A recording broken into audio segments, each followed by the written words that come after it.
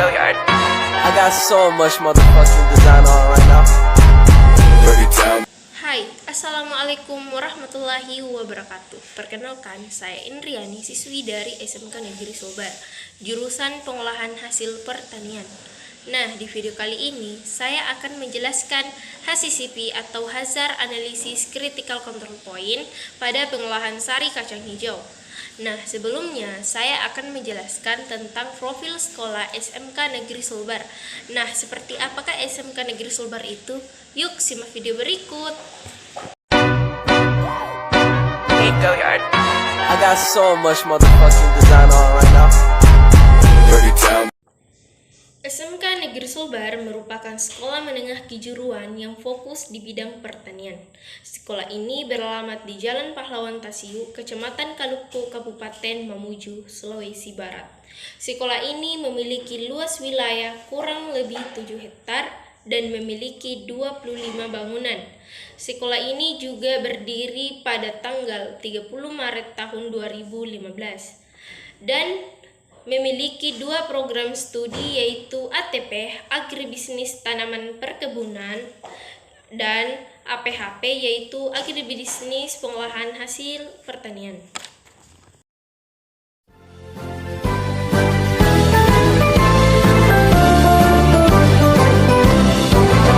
SMK bisa, SMK hebat, bermutu dan berkarakter kuat, berdaya saing dalam bekerja, tampil mandiri penuh cita. Jadilah kita generasi bangsa, provinsi yang unggul merata, berwawasan tinggi, berbudi mulia, giat belajar selalu berusaha. SMK bisa raih prestasi, ukir masa depan, menerjang zaman menyongsong pembangunan, siap sedia dan selalu bangga dari SMK untuk Indonesia.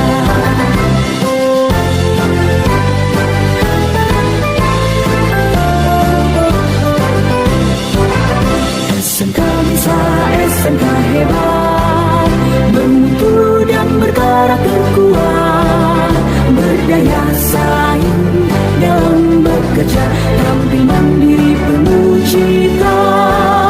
Jadilah kita generasi bangsa, provinsi yang unggul merata, berwawasan tinggi, berbudi mulia, giat belajar selalu berusaha. SMK bisa raih prestasi, ukir masa depan, menerjang zaman menyongsong pembangunan, siap sedia dan selalu bangga dari SMK untuk Indonesia, dari SMK untuk Indonesia, dari SMK untuk Indonesia.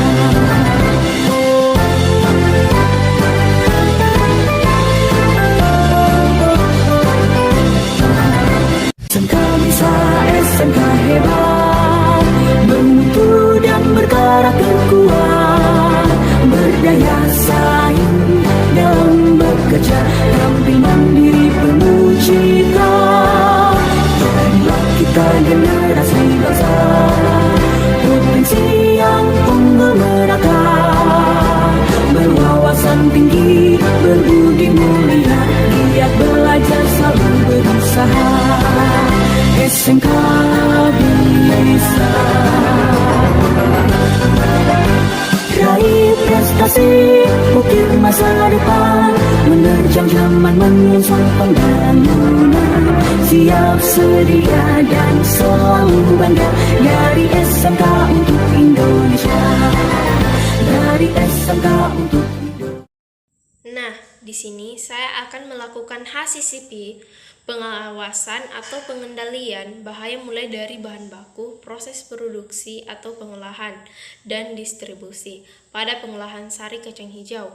Nah, definisi dari HACCP merupakan suatu sistem manajemen pengawasan dan pengendalian keamanan pangan secara preventif yang bersifat ilmiah, rasional, dan sistematis, dengan tujuan untuk mengidentifikasi, memonitor, dan mengendalikan bahaya atau hazard mulai dari bahan baku selama proses produksi atau pengolahan, manufakturing, penanganan, dan distribusi.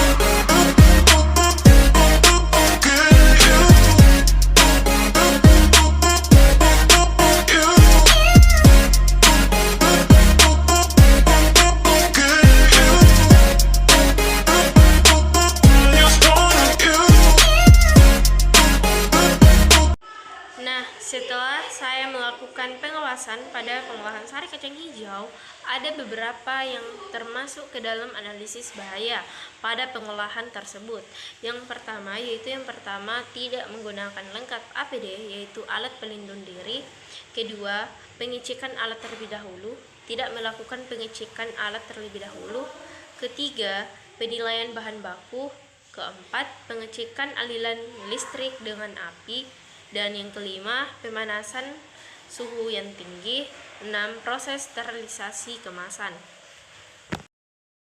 Nah, di sini saya akan menjelaskan analisis bahaya, yaitu yang pertama, tidak menggunakan lengkap APD, yaitu alat pelindung diri.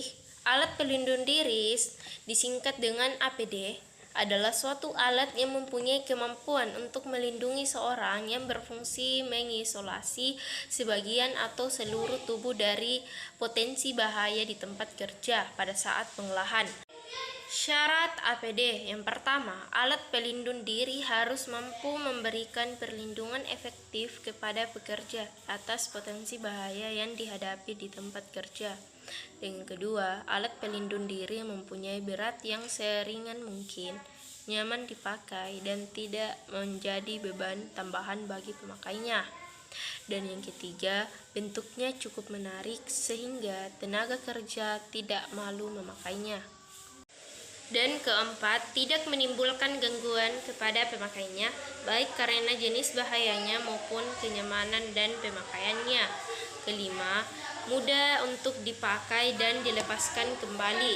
6. Tidak mengganggu penglihatan, pendengaran, dan pernafasan serta gangguan kesehatan lainnya pada waktu dipakai dalam waktu yang cukup lama. Dan yang ketujuh, tidak mengurangi respirasi sensoris dalam penerimaan tanda-tanda penglihatan. Dan yang terakhir yaitu suku cadangan alat pelindung diri dan bersangkutan cukup tersedia di pasaran dan mudah disimpan dan dipelihara pada saat tidak digunakan. APD yang digunakan harus memenuhi ketentuan standar sesuai dengan Standar Nasional Indonesia (SNI) atau standar yang berlaku. Pekerja atau buruh dan orang lain yang memasuki tempat kerja wajib memakai atau menggunakan APD sesuai dengan potensi bahaya dan risiko. Pekerja atau buruh berhak menyatakan keberadaan untuk melakukan pekerjaan apabila APD yang disediakan tidak memenuhi ketentuan dan persyaratan. Nah, yang kedua, analisis bahaya yaitu pengecekan alat terlebih dahulu. Manfaat kalibrasi alat ukur. Kalibrasi dapat menurunkan tingkat risiko terjadinya kegagalan dalam produksi. Berbeda dengan alat yang tanpa kalibrasi akan mengalami penyimpangan pada proses pengukuran dan hasilnya ini bisa membuat produksi gagal atau mengalami cacat. Kalibrasi bertujuan untuk memastikan alat ukur yang Anda miliki sudah memenuhi standar nasional maupun internasional. Pada dasarnya, setiap alat memiliki fungsi yang berbeda seiring waktu berjalan. Alat tersebut bisa saja mulai aus dan mengalami penurunan dalam formula, maka penting untuk melakukan kalibrasi alat ukur untuk tetap menjaga fungsi serta performa alat ukur tersebut. Peralatan yang sudah selesai perbaikan, ada kalanya alat mengalami kerusakan. Maka setelah proses perbaikan, alat tersebut harus langsung dikalibrasi untuk memastikan fungsinya sudah berjalan sesuai standar. Alat mengalami penyimpangan dalam mengeluarkan hasil, maka alat itu perlu disegera dilakukan kalibrasi. Meskipun alat tersebut tidak mengalami kerusakan, masa kalibrasi juga ada, tapi hasilnya masih dipertanyakan oleh anggota tim, maka proses kalibrasi yang harus dilakukan. Pengecekan alat yang dilakukan secara berkala akan bisa membantu Anda untuk menghemat biaya audit. Semua peralatan ukur sudah beberapa standar. Berbeda ketika Anda melakukan proses pengakuan, alat ukur bisa mengalami penyimpangan dan hasilnya tidak akan akurat. Kondisi terburuknya, kualitas produk yang akan menurun. Perusahaan bisa mengalami kerugian yang tidak sedikit. Dengan kalibrasi alat ukur, Anda memastikan jika peralatan tersebut dapat memberikan hasil yang presisi dan akurat sehingga produk tersebut bisa memiliki kualitas unggulan. Dan yang ketiga yaitu penilaian bahan baku. Metode fisik hanya tambahan persediaan bahan baku dan pembelian saja yang dicatat. Pada mutasi, berkurangnya bahan tidak dicatat. Tujuannya adalah untuk mengetahui bahan baku yang diperoleh, maka harus menghitung persediaan bahan baku di gudang. Pada akhirnya, periode akuntansi, metode ini cocok digunakan dalam penentuan biaya bahan baku dalam perusahaan yang harga pokok produksinya dikumpulkan dengan metode harga pokok proses. Metode mutalasi persediaan atau perpetual. Setiap mutalasi bahan baku dicatat dalam kartu persediaan, pembelian dicatat dalam kolom beli di kartu persediaan, pemakaian dicatat dalam kolom pakai di kartu persediaan dalam jumlah bahan yang tersedia di gudang dalam kolom sisa di kartu persediaan. Metode ini cocok digunakan dalam perusahaan yang harga pokoknya dikumpulkan dengan metode harga pokok pesanan. Sisa bahan atau scrap material.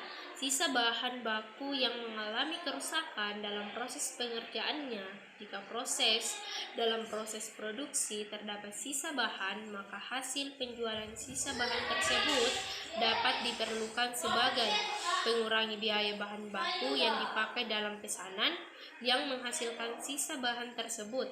Kedua, mengurangi terhadap biaya overhead pabrik yang sesungguhnya terjadi. Dan yang terakhir, menghasilkan di luar usaha. Produk rusak atau spoiled goods, yaitu produk rusak adalah produk yang tidak memenuhi standar mutu yang telah ditetapkan, yang secara otomatis tidak dapat diperbaiki menjadi produk yang baik. Dan produk cacat atau defective goods, produk cacat adalah produk yang tidak memenuhi standar mutu yang telah ditentukan, tetapi dengan mengeluarkan biaya pengerjaan kembali untuk memperbaikinya, produk tersebut secara otomatis dapat disempurnakan lagi menjadi produk yang lebih baik.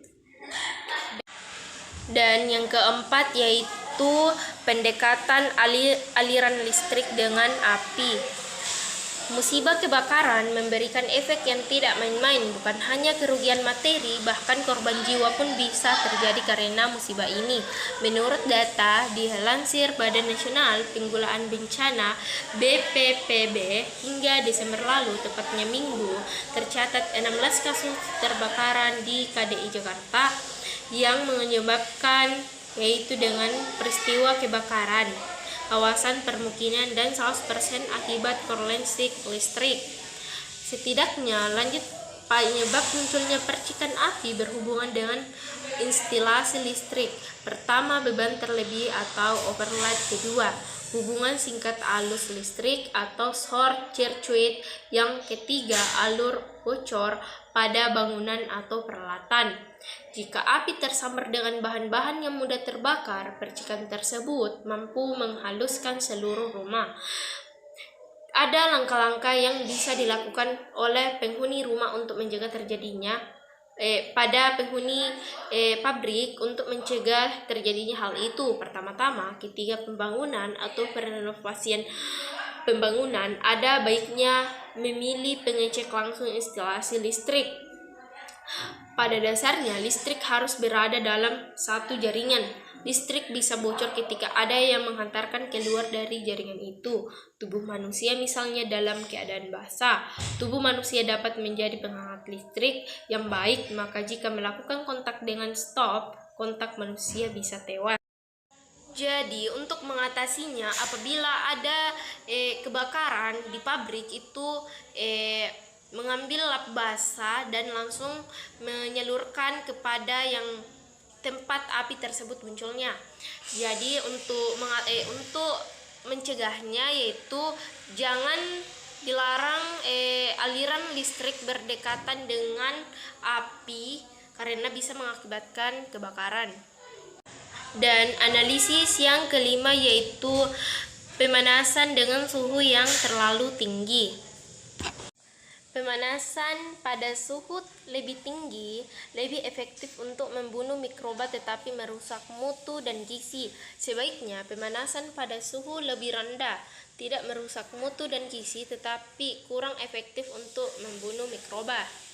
Karenanya ditegaskan diperlukan teknik yang mencapai suhu tinggi dan juga turun secara cepat dibanding proses sterilisasi tradisional. Teknik tersebut adalah sterilisasi pada saat pembuatan sari kacang hijau dengan pengolahan aseptik. Pengolahan aseptik adalah pemanasan suhu dan kemasan secara terpisah.